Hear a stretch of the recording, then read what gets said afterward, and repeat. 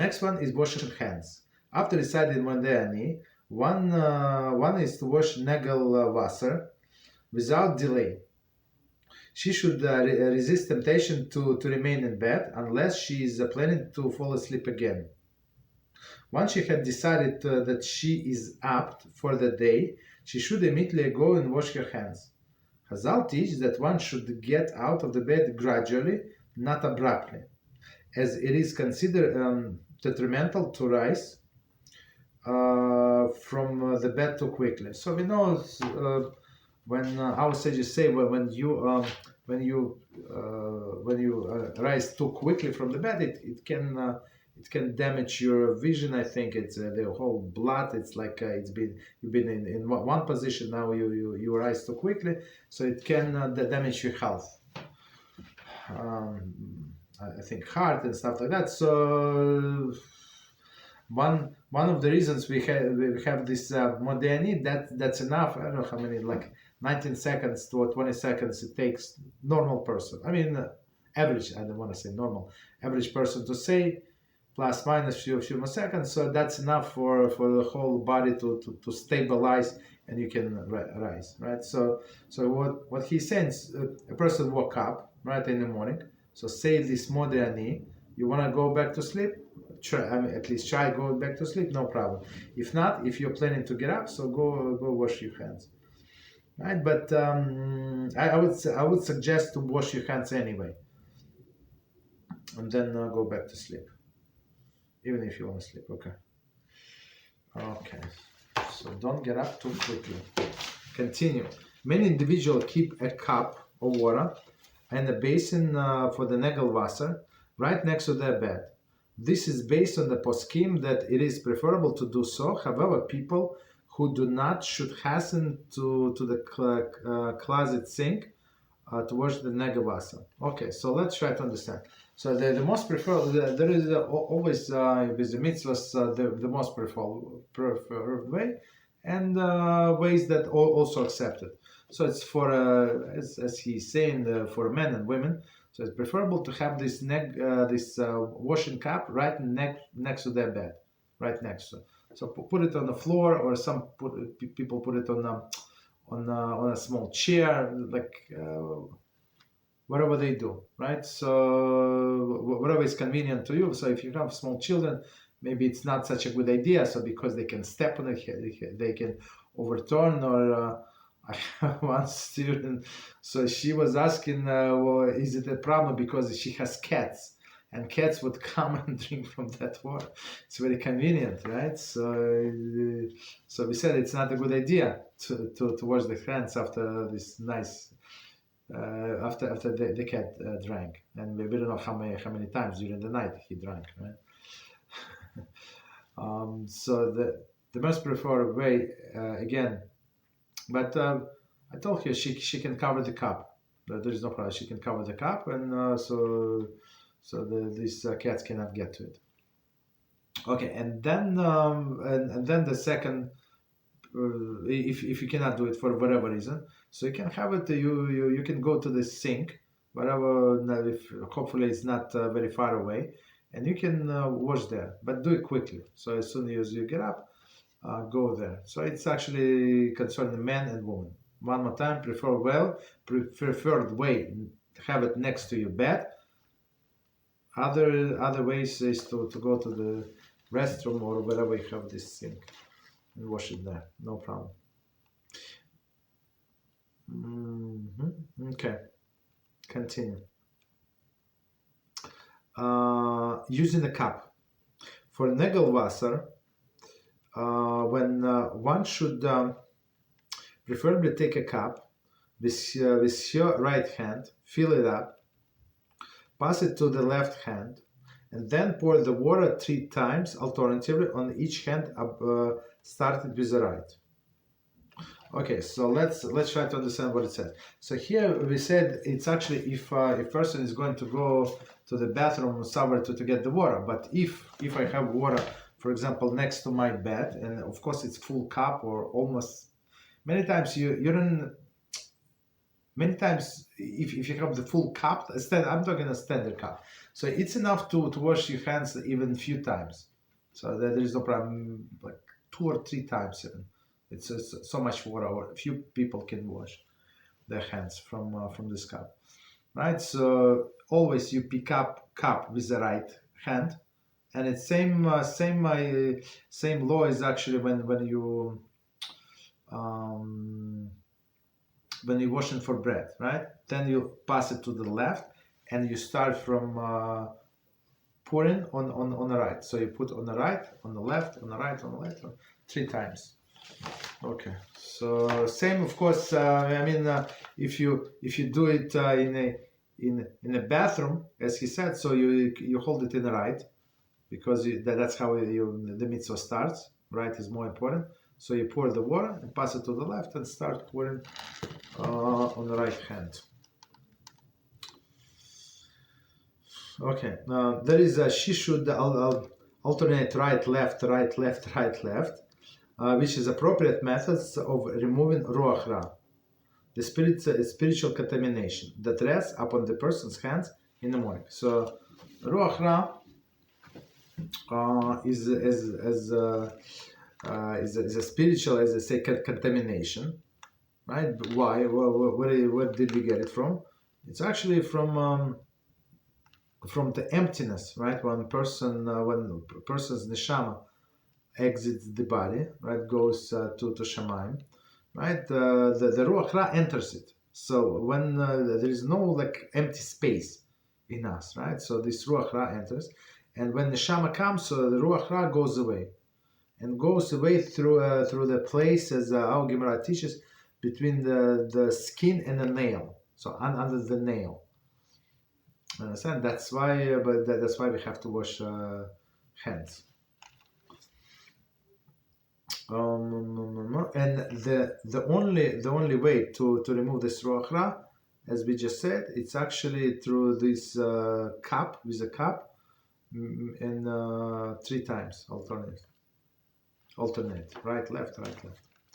Many follow the custom of the Vilna Gaon, who washes his hands in additional time, totaling 4 times on each hand. Okay. So very interesting. So Vilna Gaon says,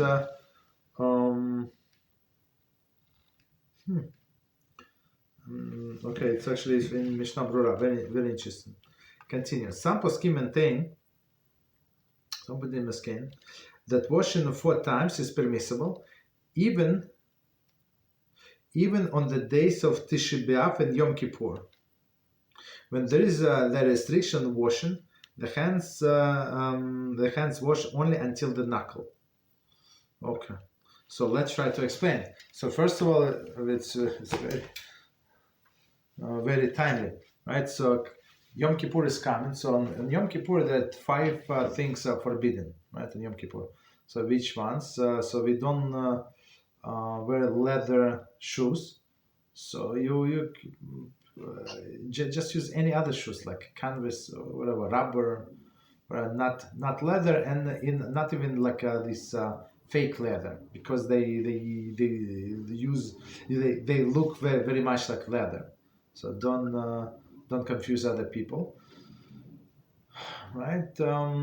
It's one. So we don't apply the cream. We don't use the cream. We don't eat. We don't drink. We don't wash. So that's what they were referring to. We're going to explain. And there is no marital relations. There are 5 things that are forbidden.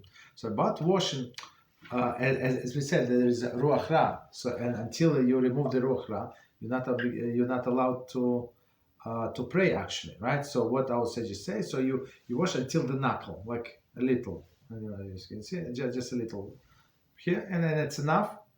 Enough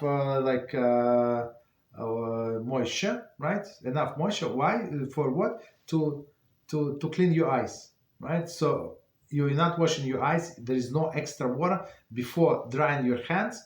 They're clean after you finish washing, right? So you can wash your eyes, wash your face, whatever liquid is extra. So don't overdo it, but with a little extra liquid, you're allowed to do that.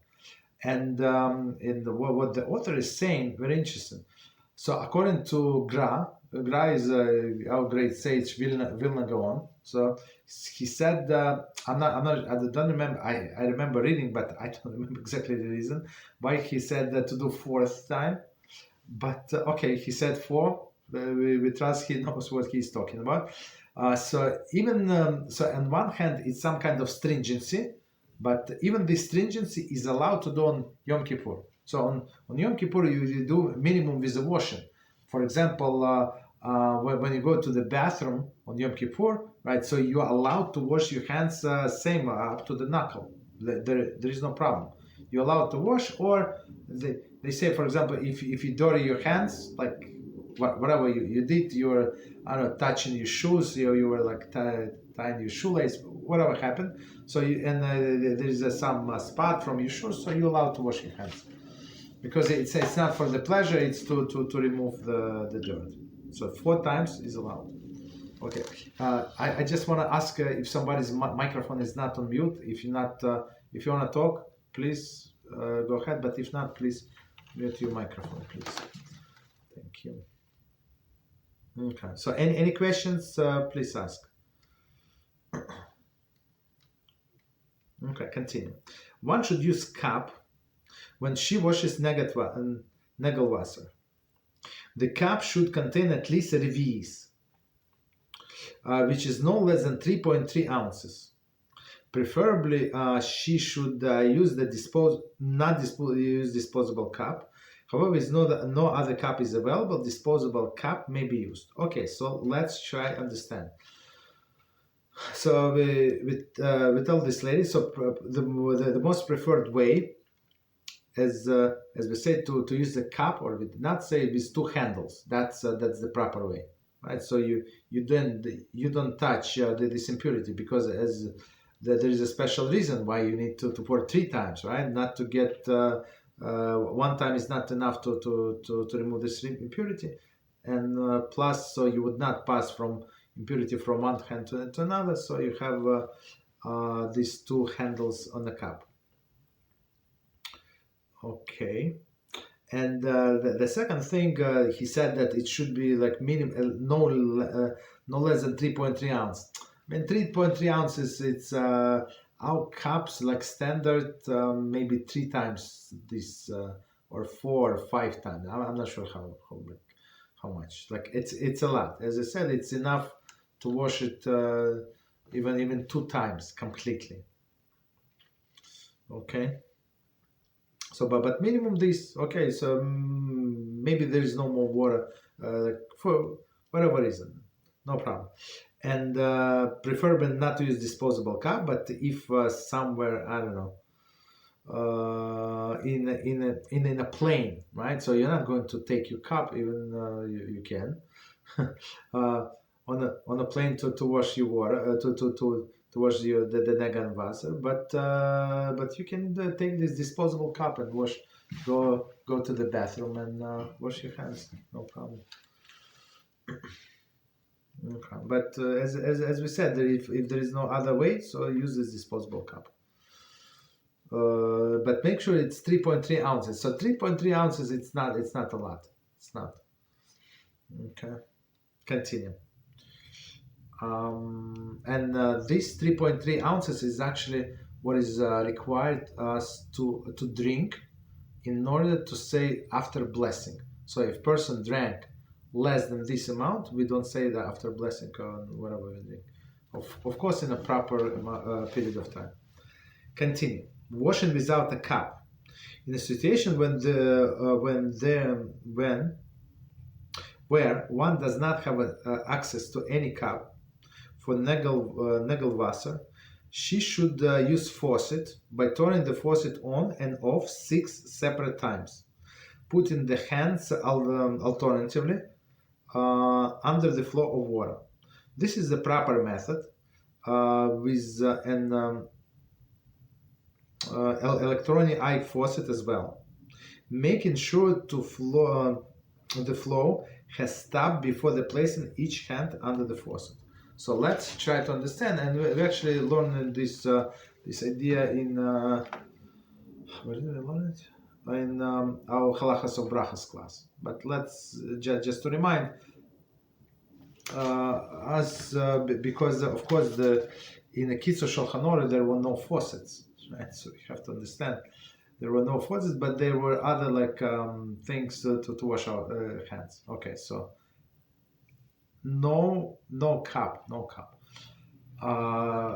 So the idea of the cup, so you use cup 3 times, or even before eating the bread. So the idea of the cup is that the water must come because of the human force. That's how the sages explain. So in some sense, when you open the faucet, right? So the force, the first stream that comes, the first flow, is actually from human force because you did something, right? So if you did, let's say you open, right? You put your hand, you closed, you open with the left hand. Actually no, you open with the left hand, you wash right, and then you open with the right, you wash left, and then every time you close completely. Why? Because every time when you open, the water comes, the first flow comes because of human force. So you cannot let it run, right? And the same idea can be used, can be applied. Actually, when we wash for bread, I mean, we're talking about circumstances when there is no other choice. That's it. So proper to use a cup with 2 handles, with no handles, with even disposable cups, like something. But if nothing else is available, so you can use this thing for a faucet, from a faucet. There is no problem. Okay. So, but make sure, as the authors say, to close every time completely. And same with the electronic eye. So meaning that when you take the hands closer to the faucet, the water starts. So you have to withdraw every time. It stops completely, and then you come closer, and you wash each hand 3 times. Okay.